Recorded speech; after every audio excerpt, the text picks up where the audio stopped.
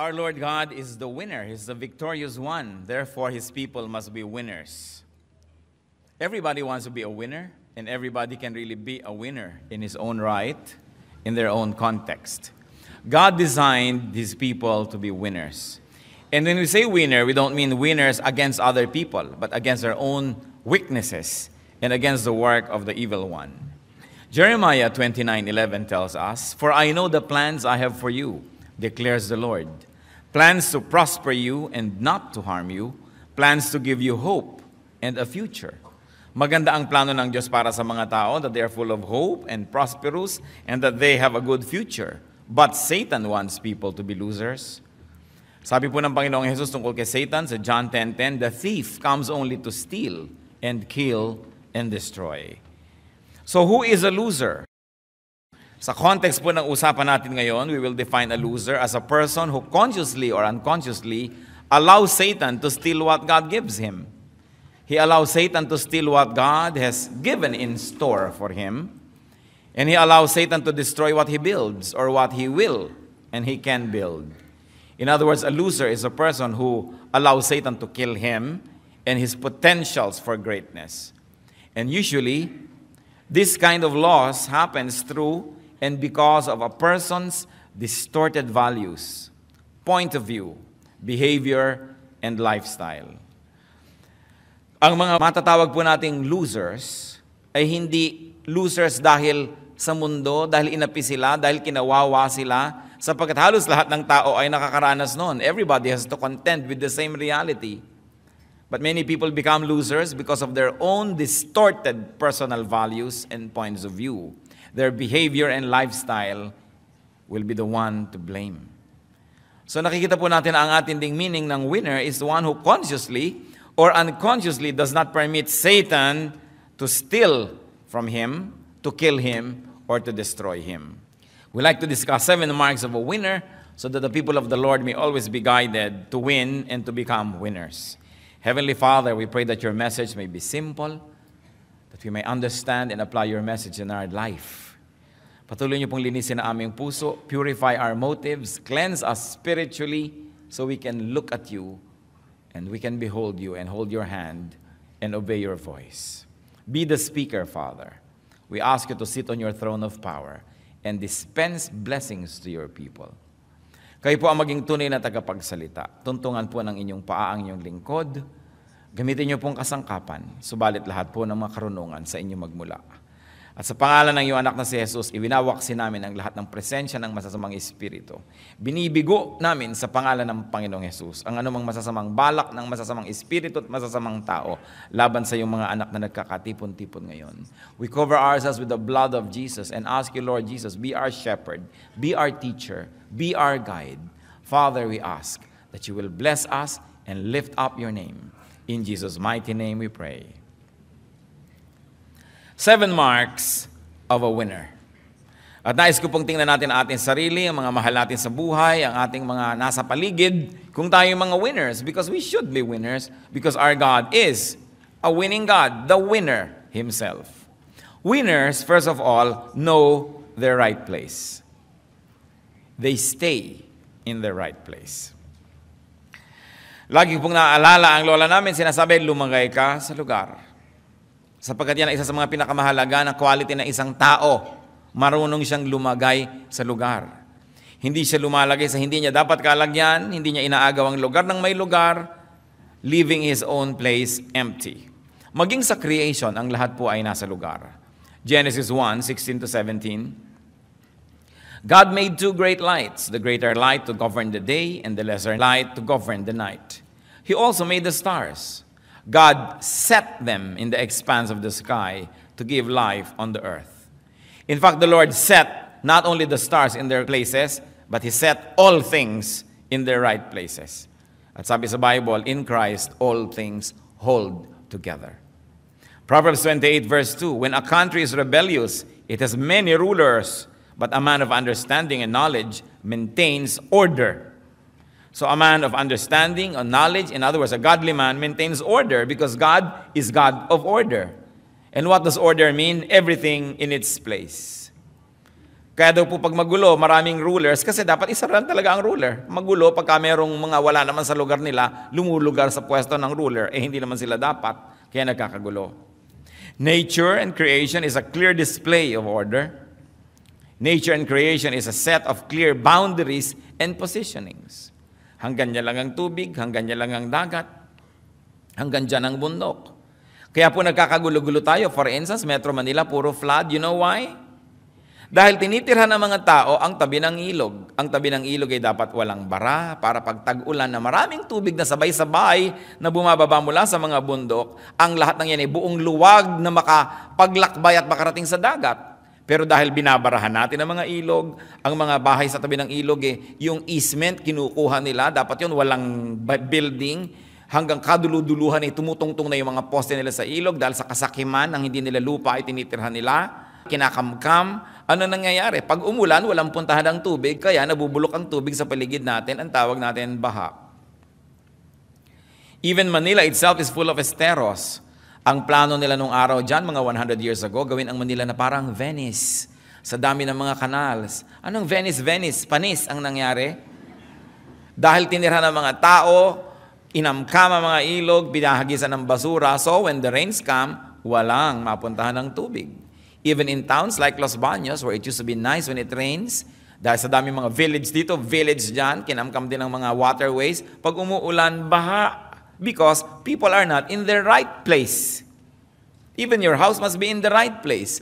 Ang mga mangyan, ang gagaling nilang gumawa ng mga bahay, o obserbahan nyo, nandun sila sa gilid ng burol na hindi tinatamaan ng malalakas na hangin. Kung dito yung hangin, dito sila nakatira. Marurunong, dahil sa tamang lugar, kaya malayo sa disaster. Pag nasa mali kang lugar, disaster ang lagi mong kasunod. To survive, to thrive, and to be a winner, one has to be in the right place. Lalong-lalo kung ano yung gifting mo.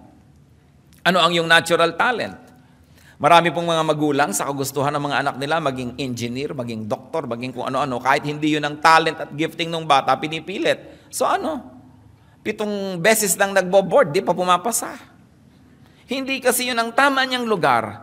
Alam niyo po, ang buhay ay fair. It doesn't mean that life is uniform and everybody is the same. But what is fairness in life? That everybody is gifted to be a winner in something.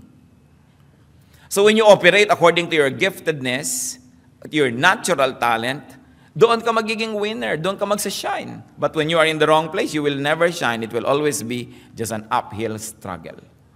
Kaya maganda yung lumulugar tayo sa lugar. That's why God can be called fair. Because everybody is good at something. Now we cannot be good, all of us cannot be good at the same thing. Because magsisiksika na tayo doon sa area na yon, tapos yung ibang area ng buhay, walang tao. Kaya dapat iniisip natin yan, nasa tamang lugar.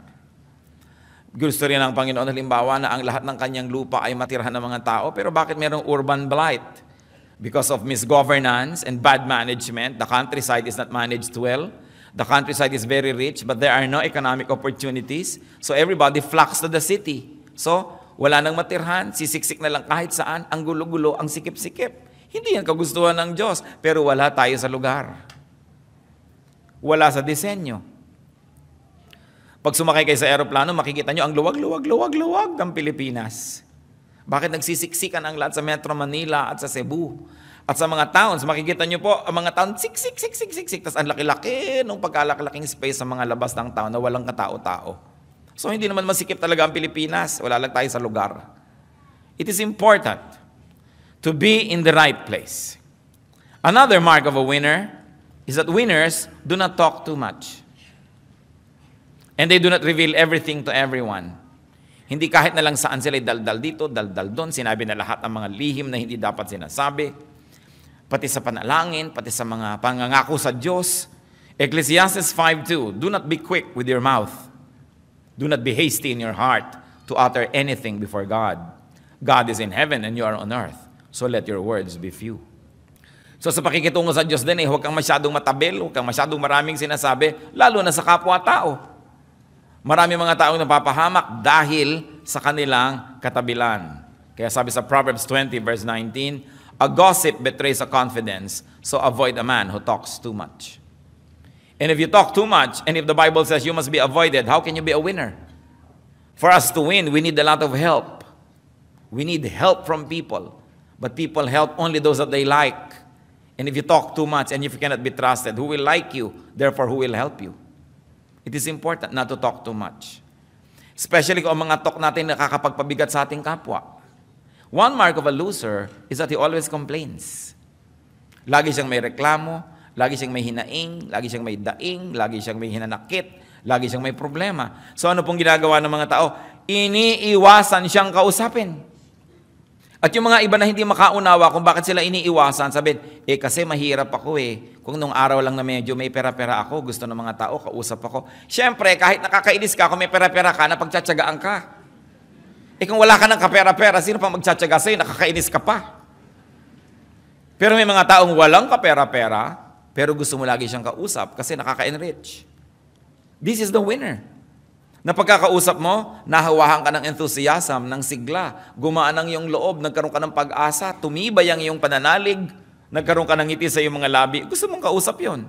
Pero gusto mo bang kausap yung taong ting darating siya, ang traffic, hindi umaandar ang motor namin ng tubig, may sakit ang aso namin, no? Ang maid ko, 3 linggo na hindi pa bumabalik, yung problema dito, problema doon, problema dyan. Wala na silang sinabi kundi mga masasakit sa tenga. People will avoid you. And people avoid you, you lose. That's why winners don't talk too much. Especially, they do not talk too much of tragedies and horrible things. Pag may sinabi sa ng taong, kumusta ka? Kung ipapaliwanag mo pa talagang inopera pa lamang ang iyong bituka at tinanggalan ng 3 inches, may mga 5 tahi, walang may gustong makinig nun. When people say, kumusta ka? Ang gusto lang nila marinig, mabuti. Subukan mong may problema nga ako, financial. Takbo agad yung kumusta sa'yo. Don't talk too much. Another mark of a winner is that winners do not trust easily. They do not trust others blindly. Sabi sa Jeremiah 9:4, beware of your friends. Do not trust your brothers. For every brother is a deceiver, and every friend a slanderer. Yung mga loser, mapagtiwala. Pinagtiwala ang lahat, ipinagtiwala ang bank account, ipinautang yung pang-matrikula ni Junjun. No? Sa kanyang kumare, tapos ngayon naitakbo ng kumare. O ayan ngayon, mapagtiwala masyado. Losers, masyado mapagtiwala. Mga masyadong bilis mahulog ang loob. Kaya bilis-bilis umibig. 3 araw lang na sunod-sunod na abutan ng kaimito, in love na. Madaling mahulog ang loob, loser. Because you know, people always want to take advantage of you and people like to cheat you. So you've got to be very, very defensive many times in order not to be taken for a ride. Micah 7, verses 5 to 6. Do not trust a neighbor. Put no confidence in a friend, even with her who lies in your embrace. Be careful of your words. For a son dishonors his father. A daughter rises up against her mother. A daughter-in-law against her mother-in-law. A man's enemies are the members of his own household. At huwag niyo sabihin sa akin, hindi totoo yan. Yung mga sobrang mga pagtitiwala, pagbibigay, at pagiging transparent only makes people very vulnerable. These are not the ways of the wise. Hindi naman natin sinabi na maging paranoid na tayo at huwag na magtiwala kahit kanino. Pero ang sinasabi, huwag agad-agad. Subukin muna. Siyasatin, suriin ang kapwa bago pagtiwalaan. Remember, only those that you trust can deceive you. Because those that you do not trust have no chance to deceive you. So lahat lang ng pinagtitiwalaan natin ang pwedeng panggalingan ng mga mandaraya sa atin. Kasi ang di natin pinagtitiwalaan, walang pagkakataong mandaya dahil hindi nga pinagtitiwalaan. Kaya lahat ng nadaya, sinong nandaya? Yung pinagtiwalaan. Kaya kailangan maingat. Another mark of a winner. Winners do not commit easily. Hindi sila agad-agad na pipirma sa kontrata. Hindi sila agad-agad sasabihin, sige, sasamahan kita. Sige, kapanalig mo ako. Sige, tutulungan kita. Wise people, winners say, I shall see. Or if you want to be spiritual, let me pray about it. No? Why don't I pray and you fast? No? Pag may nagsasabi sa'yo, pautangin mo naman ako, sige, ipagpe-pray ko, ipag-fast mo muna. Diba? Kailangan nito, sige, agad-agad. Tapos mamaya, pag nakapag-isip-isip ka, gusto mong bawiin yung salita mo, nasabi mo na. Ano sabi sa Proverbs 6:1-5? My son, if you have put up security for your neighbor, if you have struck hands in pledge for another, If you have been trapped by what you said, and snared by the words of your mouth, then do this, my son, to free yourself. Since you have fallen into your neighbor's hands, go and humble yourself. Press your plea with your neighbor. Allow no sleep to your eyes, no slumber to your eyelids. Free yourself like a gazelle from the hand of a hunter, like a bird from the snare of a fowler.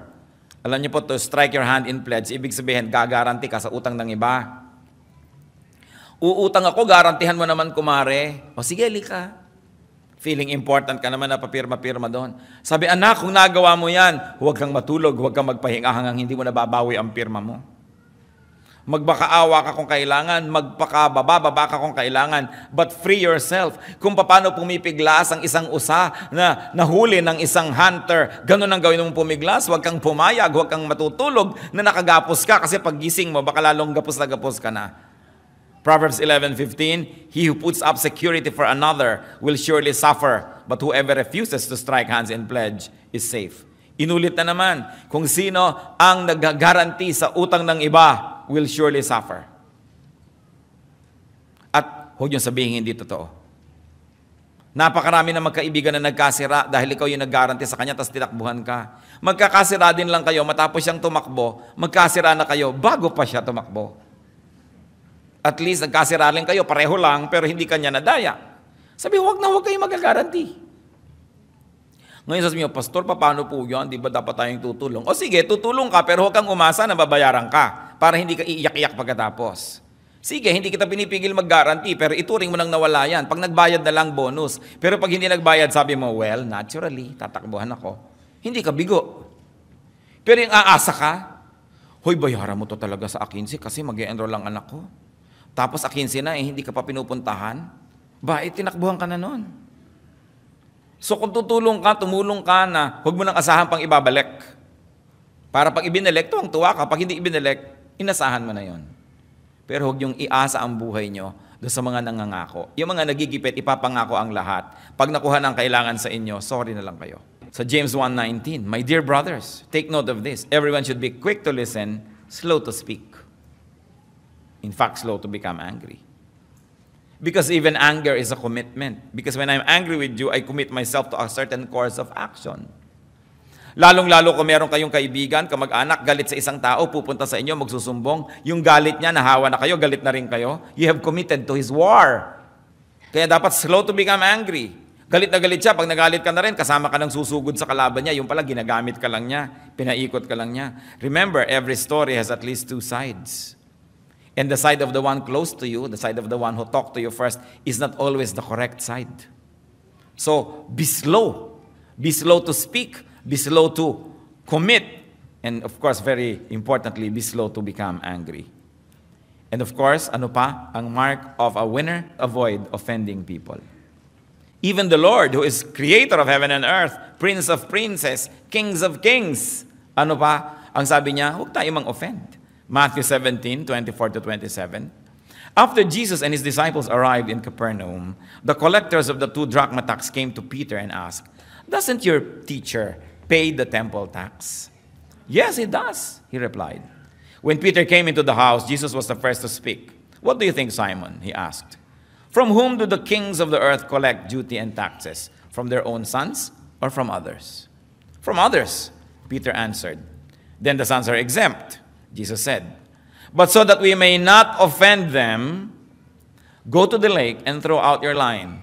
Take the first fish you catch. Open its mouth and you will find a 4 drachma coin. Take it and give it to them for my tax and yours. So maganda yung usapan. Sabi ni Lord, sa palagay ba dapat ako magbayad ng tax?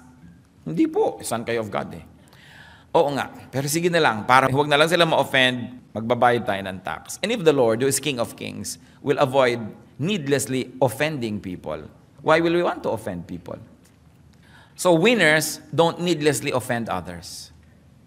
Why? Because one offense can be taken seriously and that person may never forget, and that person will only strengthen himself, wait for a chance to get even with you. Kahit na isang taong maliit, isang hamak, hindi mo alam, life is never permanent. Hindi mo alam kung magiging makapangyarihan yan o magiging marunong o malakas yan. Ang mga bata lalo, huwag aapihin. Dahil alam nyo, one thing for sure, Habang patanda kayo ng patanda at pahina, palakas ng palakas yung bata. Kung matanda na kayo, may inaapi kayong bata, lampas na kayo sa 12:00 ng buhay, ng tanghali. So, ang nag-aalauna, 2:00 na kayo, yung bata nag-9, 10:00. Pag mga 4, 5 na kayo ng buhay nyo, siya naman 11, 12. Anong magagawa nyo sa kanya kung paghigantihan kayo? O baka kakailangan ninyo ang tulong niya later on? So you don't offend even the weak, because even weakness is not a permanent status. So we see that you should not always offend people. May mga tao naman, they take joy in being what? Brutally frank. Gustong-gusto nila pag nagsalita sila, may napapahiya, meron sila i-correct. May nagmamagaling na nga, may nagpapasikat, papahiyain mo pa. Sasabihin mo pa, mali ka, ito ang tama. Anong gusto mo, magalit siya sa'yo? You will never win a friend. And you always need many people to help you for you to succeed. So wise people, winners, do not offend people. Kaya ang sabi sa Psalm 139 verse 24, see if there is any offensive way in me, and lead me in the way everlasting. Losers offend many people. Winners achieve because people help them.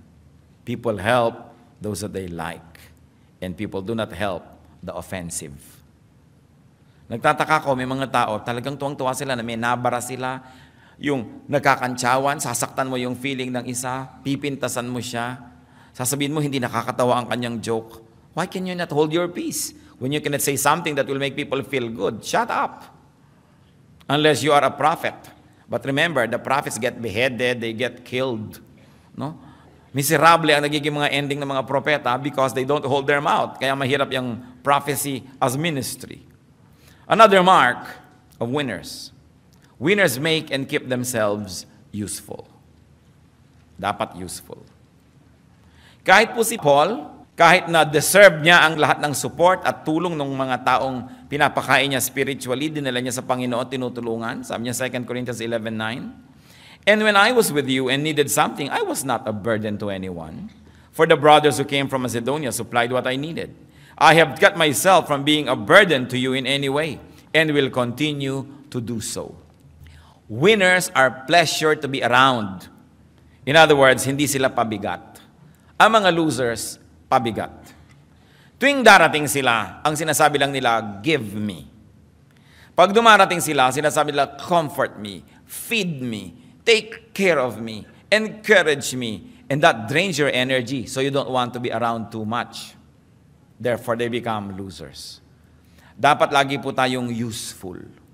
Kung meron mang ibinibigay sa atin ng kapwa, meron tayo dapat ibinibigay in return. Tinutulungan nila tayo in one area, susuklian natin ang tulong in one area. Hindi yung kabig ka lang ng kabig, wala ka namang taya. Napakahalaga to be useful. And when people are useful, you want them around. When they are helpful. Napakahirap nung papakanin mo na ikaw pa ang magluluto, ikaw pa ang magliligpit, ikaw pa ang mag-entertain, hindi man lamang tumutulong. Kailangan ng tao lagi humahanap ng paraan to be useful. Then you will be a winner because people will like you. Ephesians 4:11-12. It was he who gave some to be apostles, some to be prophets, some to be evangelists, and some to be pastors and teachers, to prepare God's people for works of service, so that the body of Christ may be built up. So everybody must be into some work of service. If you are part of the body, kung ikaw ay part ng body na walang silbi, di tatanggalin ka lang kasi pabigat ka lang. Useful people are winners. Because even those who help them benefit. Maging ang inililimos sa kanila ay nagmimistulang mga puhunan na tumutubo pagdating ng panahon. Sapagkat ang ginagawa nilang mabuti sa kanila ay sinusuklian nila ng ibayong kabutihan. Kung tayo po tumatanggap ng kabutihan sa ating kapwa, lalo pa nga halimbawa, medyo mahina tayo, may sakit tayo, panahon ng kahinaan, tiyakin natin na may mga panahon naman na kaya natin at may kakayahan tayo, tayo naman ang tumutulong, tayo naman ang nagbibigay. Kung sa ating mga kamag-anak ay meron tayo laging mga potluck, meron tayong mga event, lagi ka nalang dumarating na wala kang kadala-dala dahil talagang walang-wala ka, okay lang. Pero tiyakin mo naman na pag nagkakaroon ka, magdadala ka naman kahit man lamang 3 siniguelas, kalahating santol, may dala ka man lang so that people will see your good intention. It is important to communicate na wala lang akong dinadala kasi wala pero tingnan nyo, pag nagkakaroon ako, kahit in a little way, nagdadala rin ako. So that people will not avoid you. so that you are useful. Napakahalaga po, lagi nating susuklian ang ginagawa sa atin ng ating kapwa. Pati ang Panginoon, nang binigyan niya yung mga tao ng mga puhunan, hinanapan niya ng tubo at pinarusahan niya yung hindi nakapagpatubo. Yung konting ibinigay, binawi pa niya at ibinigay niya doon sa mayaman na dahil napalago niya yung ibinigay sa kanya. Lalo pa siyang binigyan. Sabi ni Lord, yung marami na, bibigyan pa kasi masipag. Ngayon, yung mga wala na't hikahos, yung konting napunta sa kanila, babawiin pa sapagkat sila yung mga batugan at ayaw na ayaw ng Diyos ng tamad. At pampito po, na mahalagang mark of a winner, ang isa pong mahalaga nating dapat tandaan, winners value their good reputation. Pinahahalagahan nila ang kanilang pangalan, yung kanilang karangalan. Hindi makakain lang ng libre kahit na nawala na ng dangal. Makapanghingi lang kahit na mura na ang kanyang reputasyon at ang kanyang sarili. Proverbs 22 verse 1, a good name is desirable than great riches. It is more desirable than great riches. To be esteemed is better than silver or gold. And Ecclesiastes 7:1, a good name is better than fine perfume. Yung pangalan po natin, yung impression natin, napakahalaga. Hindi yung meron lamang isang buffet, pinagbigyan mo na ang lahat ng iyong katakawan at parang isang buong bundok ng hibok-hibok ang iyong plato. So, titiisin mo na konti na lang para yung iba magkaroon pa at hindi ka naman mapintasan.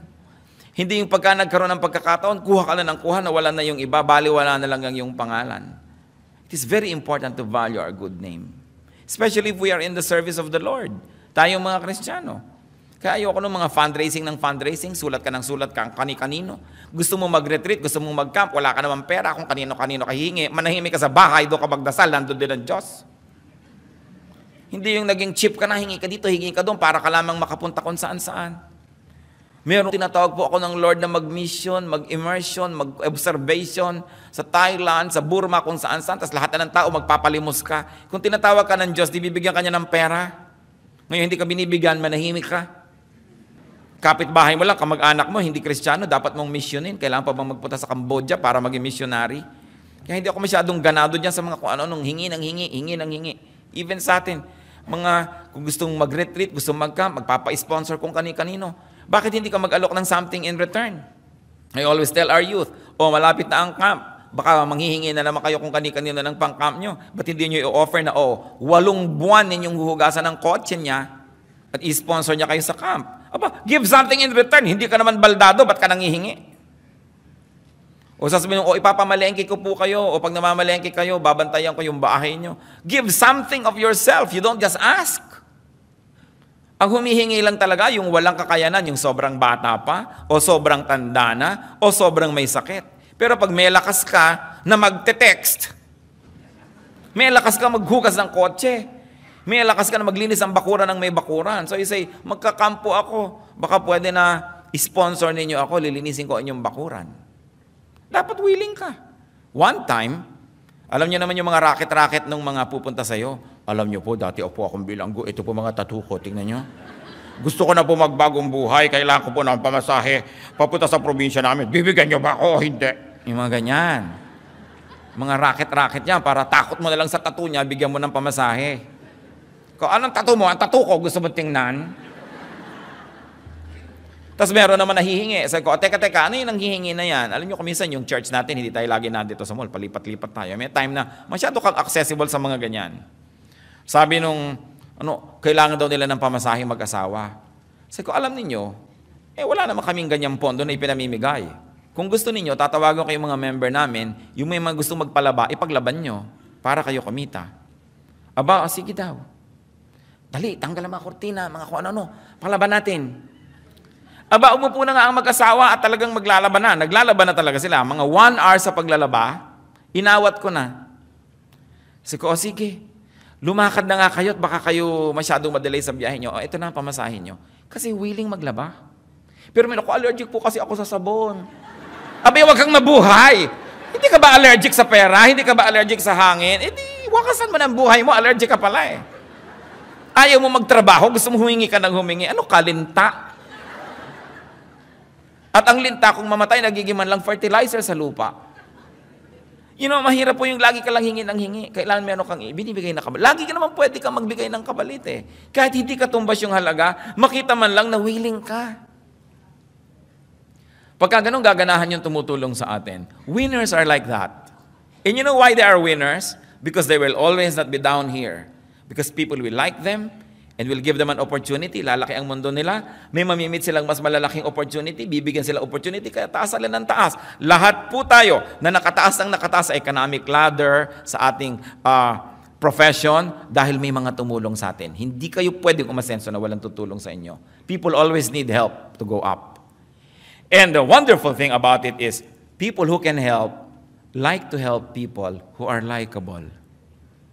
So losers, beware. Dapat lagi tayong may ino-offer na something good. Yung iba sasabihin nila, unfair ang buhay. I don't think so.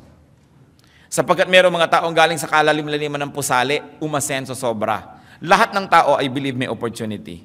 Pero ang liit-liit pa lang ng opportunity sa'yo. Sinasabi pa lang ng amo mo kung namamlansya ka, pwede ba, ipamlansya mo naman ako bukas kasi meron akong lakad. Ako, hindi ako pwede bukas kasi nangingiling ako bukas, bla bla bla bla bla bla. Nainis na sa'yo. Pag may iba ng planchadora, yun na yung kukunin. At ngayon, meron pala yung factory, kailangan niya ng supervisor, natutuwa sa'yo, ang galing-galing mong mamlansya. Ibig sabihin, baka magaling din itong mag-ayos ng ibang bagay. Subukan ko nga maging supervisor sa paggawaan namin ng pakumbakya. Diba? Mabibigyan ka ng opportunity. And then from there, may nakilala ka ng mga ibang supplier. Sabi, ang galing naman itong supervisor ng paggawaan ng pakumbakya. Alam mo, meron akong tindahan eh. Gusto mo ba ma-supervise? Kaya ka a-asenso because people see you na ikay mahusay, ikay magaling. Pero alam niyo po, lahat ng kapintasan natin, nakikita rin ng kapwa. Sinasabi lang ako, hindi ko ito kukunin.